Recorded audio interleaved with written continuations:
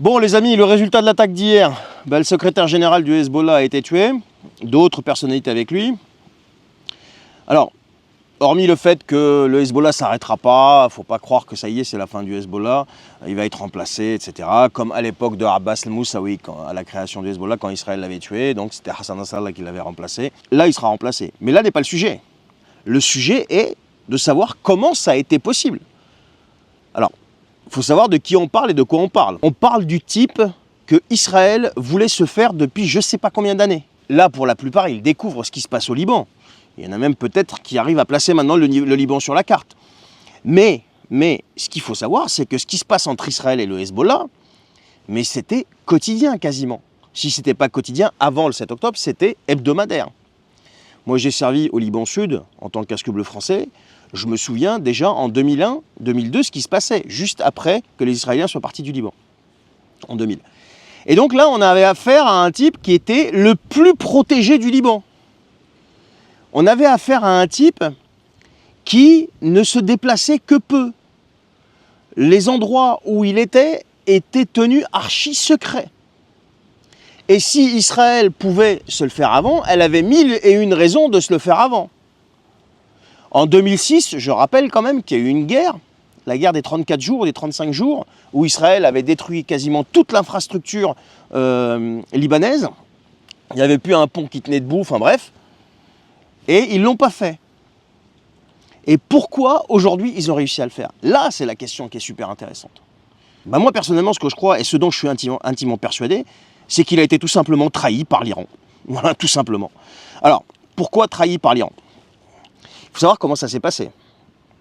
Il y a eu une information qui est arrivée aux Israéliens, comme quoi ils devaient se déplacer et se rendre à cette réunion qui était prévue dans le quartier général du Hezbollah, en sous-sol.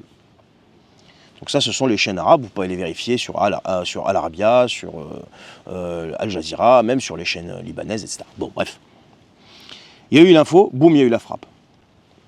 Comment l'info est arrivée? Allez savoir. Moi, ce qui me fait penser à l'Iran, c'est plusieurs choses. La frappe contre le consulat de Damas, donc le consulat iranien à Damas, regardez les réponses iraniennes. Attention, on va taper. Attention, ça va... Non, mais on va pas tarder, hein. Attention, si on va taper, on va vous envoyer des drones et peut-être des missiles. Mais vous inquiétez pas, on ne va pas saturer le dôme de fer. Attention, ça va bientôt arriver. Préparez-vous. Vous êtes prêts? Boum, on y va. Il y a un missile ou deux qui sont tombés sur Israël et encore dans le désert. Il y a eu l'assassinat en plein cœur de Téhéran de Ismail Haniyeh. Ismail Haniyeh qui était le chef du Hamas. Attention, on va répondre. La réponse arrivera au moment opportun. Ça va être violent. Vous allez voir ce que vous allez voir. Vous allez voir ceci, vous allez voir cela. Jusqu'à présent, rien depuis, si je ne me trompe pas, le 31 juillet. Et là, on se retrouve avec une attaque sans précédent sur le Liban de toute l'histoire du Liban. Il n'y a jamais eu, je ne parle pas de l'explosion du port de Beyrouth, mais il n'y a jamais eu une attaque aussi violente. On parle de quoi? On parle d'une dizaine de missiles qui portent des bombes de plus de 2 tonnes. Chacune, mais plusieurs bombes. Quand vous voyez l'explosion, enfin, je veux dire, 6 immeubles en poussière. Et dans les décombres, on se retrouve avec qui? Avec le secrétaire général du Hezbollah. Alors, les explications, à mon avis, si c'était l'Iran, je pense qu'il y a des explications quand même qui sont plausibles, dans le sens où, déjà, ce qui se passe économiquement, et ce qui se passe à l'intérieur du territoire iranien, donc en interne, ils sont dans une mouise pas possible. Et le régime de Khamenei, il est quand même assez fragilisé. Ça, c'est d'une part. D'autre part, n'oubliez pas quand même qu'au large du Liban, qu'au large d'Israël, qu'au large de Gaza, il y a des réserves de gaz, mais qui sont gigantissimes. Je ne sais plus dans quel classement, au classement mondial. Bref. N'oubliez pas aussi que la région, là-bas, mais c'est le brasier du monde, quoi. Là-bas, c'est toujours en conflit. Le Liban, quasiment 50 ans de conflit. Il y a eu des périodes d'accalmie, mais c'était toujours sur fond de conflit. L'Israël, avec les Palestiniens et avec le Hezbollah libanais, pareil. Au niveau de sa sécurité, ça a été toujours des frappes, des attentats, des choses comme ça. Donc, pour exploiter ce gaz, par exemple libanais, je parle de ce que je connais, c'est-à-dire ce qu'on a chez nous, bah, les grands de ce monde ne peuvent pas se permettre d'exploiter ça et que ça tombe entre les mains d'une organisation qui, eux, la classe comme terroriste. Je parle du Hezbollah. Qui lui-même est le proxy iranien. Donc, au bout du compte, qu'est-ce qu'il faut faire? Si on veut exploiter ça, il va falloir se débarrasser ou alors réduire l'effet et puis le calmer, quoi.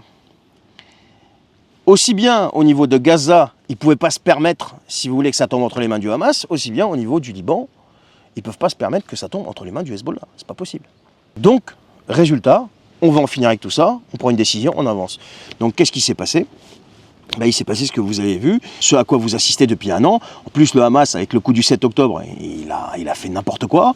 Et donc, Israël, ça a déclenché sa fureur. Et le problème, c'est qu'en face de toi, t'as qui? T'as quand même une puissance nucléaire. Faut arrêter de raconter des salades. Donc, voilà où on en est. Donc, l'Iran se fait attraper par les autres. Et regardez, même le président iranien, son discours aux États-Unis.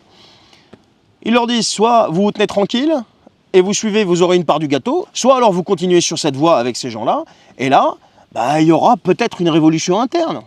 Je tiens juste à rappeler que la CIA est coutumière dans le domaine. Ils ne sont pas en stage, les mecs, ils savent très bien faire. Regardez un petit peu l'histoire.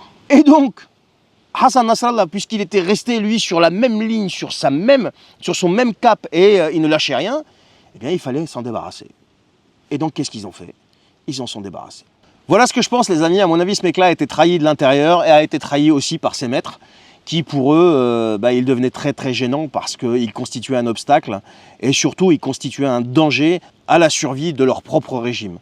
Peut-être que je me trompe, mais très sincèrement, étant donné le niveau de sécurité qu'il y avait autour de ce type-là, étant donné, connaissant bien le Liban parce que c'est mon pays d'origine, étant donné la puissance qu'ils ont sur place, et les tentacules qu'ils ont un petit peu partout sur place, c'était quasi impossible. Sinon, Israël l'aurait fait bien avant. Elle n'aurait pas attendu 32 ans, vous vous rendez compte? Il est secrétaire général du Hezbollah depuis 1992, on est en 2024. Il faut savoir de quoi on parle, je vous dis. Elle n'aurait pas attendu tout ce temps-là. Donc voilà, allez, je vous souhaite une bonne journée. Partagez cette vidéo, s'il vous plaît, si elle vous a plu, si elle vous a appris quelque chose. Et bientôt, on parlera plus en détail de tout ça, bien sûr. On va continuer à décortiquer un petit peu tout ça. Allez, prenez soin de vous.